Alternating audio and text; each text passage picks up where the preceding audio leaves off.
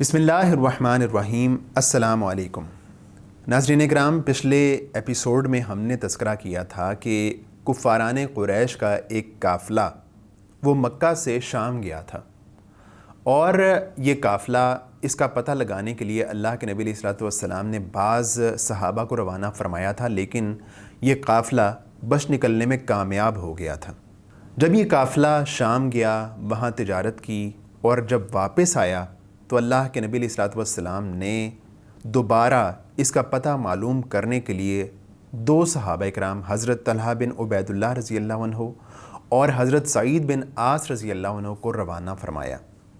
یہ دونوں صحابی شمال کی طرف گئے اور مقام حورا تک پہنچ گئے۔ جب یہ مقام حورا تک پہنچ گئے اور وہاں جا کے دیکھا کہ ابو سفیان کا قافلہ آ رہا ہے اور اس پر بہت زیادہ مال تجارت موجود ہے، بہت سا جو ہے وہ پیسہ اور دولت موجود ہے جو انہوں نے شام سے کمائی تھی اور اپنا مال بیچ کے بہت سے دینار حاصل کیے تھے، اور روایات کے مطابق کم از کم 50,000 دینار اس قافلے میں موجود تھے، اور صرف 40 آدمی ایسے تھے جو اس قافلے کی حفاظت کے لیے موجود تھے۔ تو یہ دونوں صحابی فوراً اللہ کے نبی علیہ الصلوۃ والسلام کے پاس آتے ہیں اور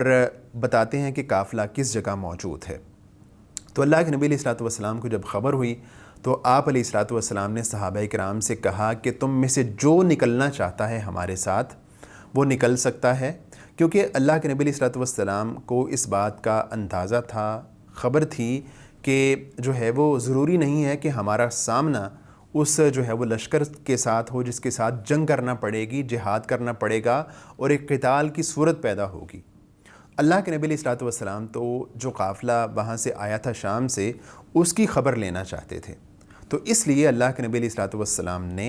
صحابہ کرام کو اجازت مرحمت فرمائی کہ تم میں سے جو نکلنا چاہے وہ نکل سکتا ہے اور جو رکنا چاہے وہ رک سکتا ہے۔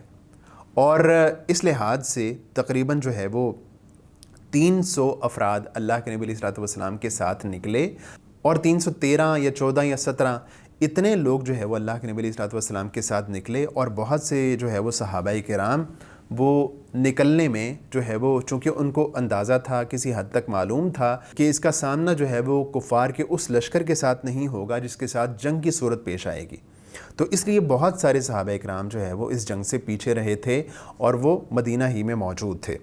تو اللہ کے نبی علیہ الصلوۃ والسلام کا لشکر جب نکلا تو اس میں صرف 2 گھوڑے تھے اور تقریباً 70 اونٹ تھے، اور چونکہ صحابہ کرام زیادہ تھے، اونٹ کم تھے، گھوڑے کم تھے، تو اس لحاظ سے تمام صحابہ کرام باری باری جو ہے وہ اونٹوں پر سوار ہوتے۔ اللہ کے نبی علیہ الصلوۃ والسلام، حضرت علی رضی اللہ عنہ، اور جو ہے وہ مرثد بن ابی مرثد کے پاس صرف 1 اونٹ تھا، تو اللہ کے نبی علیہ الصلوۃ والسلام، حضرت علی رضی اللہ عنہ اور حضرت مرثد رضی اللہ عنہ، اور یہ تینوں جلیل القدر ہستیاں اس اونٹ پر باری باری سوار ہوتی۔ تو اس طرح یہ لشکر جو ہے وہ اپنے رواں دواں تھا، اپنے راستے پر جاری و ساری تھا، جا رہا تھا، اور اللہ کے نبی علیہ الصلوۃ والسلام نے لشکر کو جو ہے وہ اس طرح تقسیم کیا کہ جو مہاجرین کا جیش تھا اس کا جھنڈا اللہ کے نبی علیہ الصلوۃ والسلام نے حضرت علی رضی اللہ عنہ کو تھمایا، اور جو انصار کا علم تھا وہ اللہ کے نبی علیہ الصلوۃ والسلام نے حضرت سعد بن معاذ رضی اللہ عنہ کو سونپا، اور جو ایک جنرل کمان تھی وہ اللہ کے نبی علیہ الصلوۃ والسلام نے حضرت مصعب بن عمیر رضی اللہ عنہ کو عطا فرمائی تھی۔ اور اس لشکر کے جو سپہ سالار اعلیٰ تھے اور جو جنرل کمان تھی وہ خود اللہ کے نبی علیہ الصلوۃ والسلام کے پاس تھی۔ تو یہ تمام لشکر، یہ مختصر سا لشکر وہ روانہ ہوا مدینہ سے، اور یہ لشکر جب بیر روحا تک پہنچا تو وہاں جا کے اللہ کے نبی علیہ الصلوۃ والسلام نے کچھ دیر پڑاؤ کیا، اور اس کے بعد جو ہے وہ آگے بڑھتے چلے گئے۔ ادھر جو ہے وہ ابو سفیان کو اندیشہ تھا کہ ہمارے لشکر پر جو مدینہ میں موجود لوگ ہیں وہ ضرور حملہ آور ہوں گے، اور وہ اس وجہ سے مختلف جگہوں سے اس لشکر کے بارے میں خبریں جمع کر رہا تھا۔ بالآخر اس کا اندیشہ درست ثابت ہوا، اور اس کو خبر ہو گئی کہ مدینہ میں سے بعض افراد جو ہے وہ ہمارے لشکر پر حملہ کرنا چاہتے ہیں، تو ایسے میں اس نے زمزم بن عمر غفاری کو فوراً وہاں سے مکہ دوڑایا۔ زمزم بن عمر غفاری فوراً وہاں سے نکلا ایک تیز رفتار گھوڑے کے اوپر سوار ہو کے اور مکہ پہنچا۔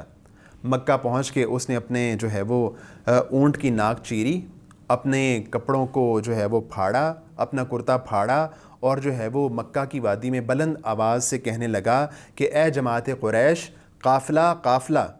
تمہارا مال جو ابو سفیان لے کے آ رہا تھا اس پر محمد صلی اللہ علیہ وسلم کے ساتھیوں نے حملہ کر دیا ہے، دھاوا بول دیا ہے۔ تو ایسے میں جب مکہ کے لوگوں نے یہ خبر سنی تو تمام لوگ اپنے اسلحہ کے ساتھ، اپنے گھوڑوں کے ساتھ، اپنے تمام تر الاؤ لشکر کے ساتھ اپنے گھروں سے نکل کھڑے ہوئے، اور مکہ میں موجود شاید ہی کوئی ایسا شخص تھا جو اس جنگ کی تیاری میں شریک نہ ہوا ہو۔ تمام کے تمام لوگ اس لشکر کو بچانے کے لیے اپنے گھر سے نکل کھڑے ہوئے، اور صرف ابو لہب ایک ایسا شخص تھا جو خود اس جنگ میں شریک نہیں ہوا تھا، بلکہ اس نے اپنے ایک قرض دار کو اس جنگ میں اپنی جگہ پہ بھیجا تھا۔ اور جب یہ لشکر نکلا تو ان کے پاس سامان جنگ بہت وافر تھا۔ ان کا جو لشکر تھا وہ تقریباً 1300 افراد پر مشتمل تھا۔ 100 گھوڑے ان کے پاس موجود تھے، 600 زرہیں موجود تھیں، اور بیش بہا اونٹ ان کے پاس موجود تھے۔ ایک روز 9 اونٹ ذبح کیے جاتے اور ان کا گوشت لشکر کو کھلایا جاتا، اور ایک دن 10 اونٹ ذبح کر کے پورے لشکر کو جو ہے وہ اس کا گوشت بھون کر کھلایا جاتا۔ اس کے علاوہ جب یہ کفار قریش اپنے گھروں سے نکلے، مکہ سے نکلے، تو ان کو اس بات کا اندیشہ تھا کہ جو ہماری لڑائی ہے، ہماری جنگ ہے، ہماری جو چپقلش ہے وہ قبائل بنو بکر کے ساتھ ہے۔ تو ممکن ہے جب ہم مکہ سے نکلیں تو یہ جو قبائل ہیں وہ پیچھے سے ہم پر حملہ آور ہو جائیں۔ تو ایسے میں بنو کنانہ کے سردار جو ہے وہ سراقہ بن مالک کی شکل میں شیطان نمودار ہوتا ہے، اور آ کے کہتا ہے کہ میں تمہارا رفیق کار ہوں، اور میں تمہیں اس بات کی ضمانت دیتا ہوں کہ بنو کنانہ تمہارے پیچھے کوئی ناگوار حرکت نہیں کریں گے۔ تو جو قریش کے لوگ تھے، مکہ کے لوگ تھے، وہ بڑے ہی اطمینان کے ساتھ اور ان کی طرف سے جو ہے وہ محفوظ ہونے کے بعد بڑے آرام سے جو ہے وہ مکہ سے نکل کھڑے ہوئے، اور بڑے ہی اتراتے ہوئے، بڑے ہی متکبرانہ انداز میں، اور جو ہے وہ بڑے ہی شان بے نیازی کے ساتھ یہ تمام لوگ مکہ سے نکلتے ہیں۔ اور جب یہ تمام لوگ جوفہ کے مقام پر پہنچتے ہیں تو ابو سفیان کی طرف سے یہ پیغام موصول ہوتا ہے کہ تم سب لوگ واپس چلے جاؤ، جو ہمارا قافلہ ہے جس پر ہماری تجارت کا سامان موجود ہے وہ بحفاظت مکہ پہنچ رہا ہے، اور ابو سفیان نے اس قافلے کو راستہ بدل کے بڑی ہی جو ہے وہ سمجھداری کے ساتھ اس قافلے کو جو مدینہ کا لشکر تھا اس سے بچا کے اس کا رخ مکہ کی طرف کر دیا تھا، اور قریب تھا کہ وہ قافلہ جو ہے وہ مکہ پہنچ جائے۔ اور ابو سفیان کا جب یہ پیغام موصول ہوا تو اس پر جو سرداران قریش تھے ان کا کیا رد عمل تھا، اور انہوں نے اس پر جواب میں کیا کہا، اس پر ہم انشاءاللہ بات کریں گے آئندہ ایپیسوڈ میں۔ ابھی تک کے لیے اجازت دیجیے، اللہ حافظ۔